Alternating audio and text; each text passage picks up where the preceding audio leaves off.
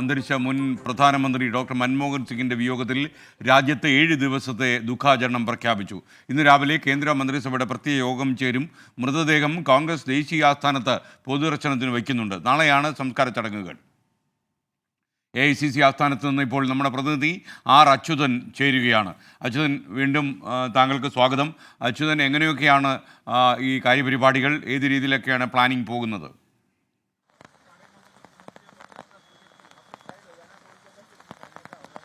SK അല്പം മുൻപ് കോൺഗ്രസ് സംഘടനാകാര്യ ജനറൽ സെക്രട്ടറി KC വേണുഗോപാൽ വ്യക്തമാക്കിയത് ഇന്ന് ഈ കേന്ദ്ര സർക്കാരിന്റെ നേതൃത്വത്തിൽ ചെയ്യുന്ന മന്ത്രിസഭാ യോഗം, അതിനുശേഷം അവരുടെ തീരുമാനം കൂടി കാത്തിരിക്കുകയാണ് കോൺഗ്രസ് പാർട്ടി.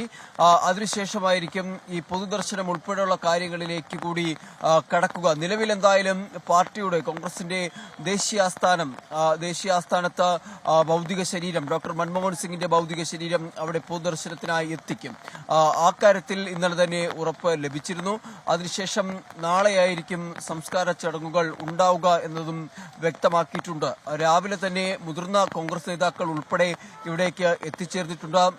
ഒപ്പം തന്നെ പ്രധാനമന്ത്രി നരേന്ദ്രമോദിയും ഈ ജൻപത്തിലെ 3-ാം നമ്പർ വസതിയിലേക്ക് എത്തും എന്ന വിവരമാണ് ലഭിക്കുന്നത്. അതൊരുപക്ഷെ 11 മണിക്ക് മുൻപാകാനാണ് സാധ്യത എന്ന വിവരം കൂടി വരുന്നുണ്ട്. കാരണം അതിനുശേഷമായിരിക്കും മന്ത്രിസഭാ യോഗത്തിന്റെ ഭാഗമാവുക എന്ന വിവരങ്ങളാണ് ലഭിക്കുന്നത്. ഇവിടെ രാവിലെ മുതൽ തന്നെ ഈ മഴ ഇങ്ങനെ തുടരുകയാണ്. ഒപ്പം തന്നെ ഈ വസതിക്ക് മുൻപിൽ സുരക്ഷാ ക്രമീകരണങ്ങൾ ഉൾപ്പെടെ ശക്തമാക്കിയ പശ്ചാത്തലമുണ്ട്. മാധ്യമങ്ങൾക്ക് പ്രത്യേകമായ ഒരു സ്ഥലവും ഇതിനോടകം ക്രമീകരിച്ചു. ഇന്നലെ രാത്രി മുതൽ തന്നെ ഇതിനുവേണ്ട തയ്യാറെടുപ്പുകൾ നടത്തി. അല്പം മുൻപ് ഡൽഹി പോലീസിന്റെ തന്നെ ഡോഗ് സ്ക്വാഡ് ഉൾപ്പെടെ ഇവിടെ എത്തി പരിശോധനകൾ നടത്തുന്ന സാഹചര്യവും ഉണ്ടായിട്ടുണ്ട്. അങ്ങനെ എല്ലാ തരത്തിലുള്ള തയ്യാറെടുപ്പുകൾ ഇതുമായി ബന്ധപ്പെട്ട് നടത്തുന്നു. മറുസൈഡിൽ മറ്റൊരു വശത്ത് ഡോക്ടർ മൻമോഹൻ സിംഗിന്റെ വിയോഗം അത് നികത്താനാകാത്ത ഒരു കുറവായി രാജ്യം കാണുകയാണ്. അദ്ദേഹത്തിന്റെ വിയോഗത്തിൽ അഗാധമായ ദുഃഖം പലരും രേഖപ്പെടുത്തുകയാണ്.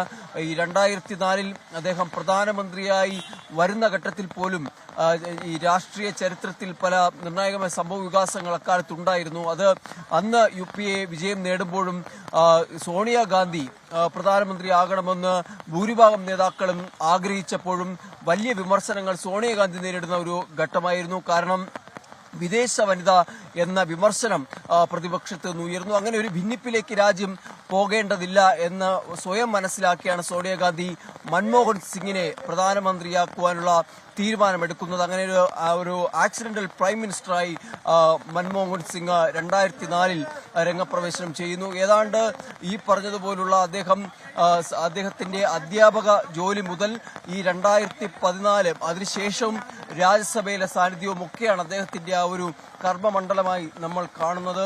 കാരണം അധ്യാപക ജോലിയിലൂടെ അദ്ദേഹം പിന്നീട് സാമ്പത്തിക ഉപദേഷ്ടാവായിരുന്നു, RBIയുടെ ഗവർണറാകുന്നു, അതിനുശേഷം ധനമന്ത്രിയാകുന്നു, ഒടുവിൽ പ്രധാനമന്ത്രി, അതിനുശേഷം രാജ്യസഭയിലും അദ്ദേഹത്തിന്റെ സാന്നിധ്യം ഉണ്ടായിരുന്നു എന്നതാണ് ഏറെ ഉറ്റുനോക്കിയ ഒരു കാര്യമെന്നുള്ളത്.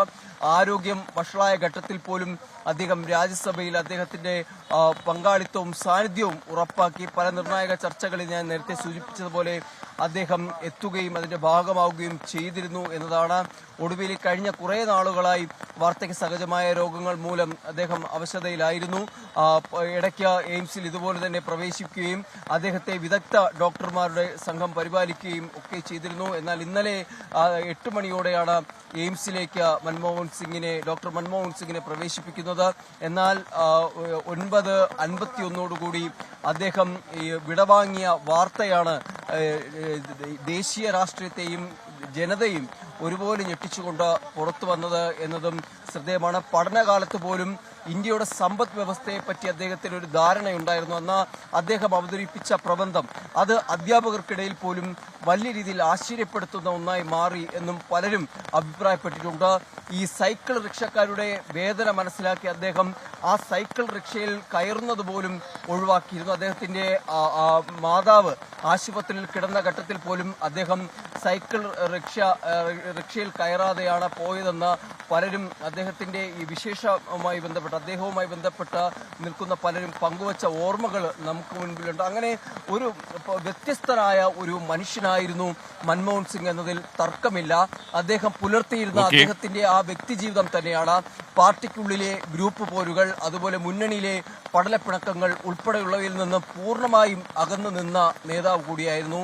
എന്തായാലും രാജ്യം അദ്ദേഹത്തിന്റെ വിയോഗത്തിൽ അദ്ദേഹം നമ്മെ വിട്ടു പോലുള്ള തീരാ നഷ്ടമാണ്. ആർ അച്യുതനാണ് ഡൽഹിയിൽ നിന്നും AICC ആസ്ഥാനത്ത് നിന്ന് വിവരങ്ങൾ നൽകിയത്.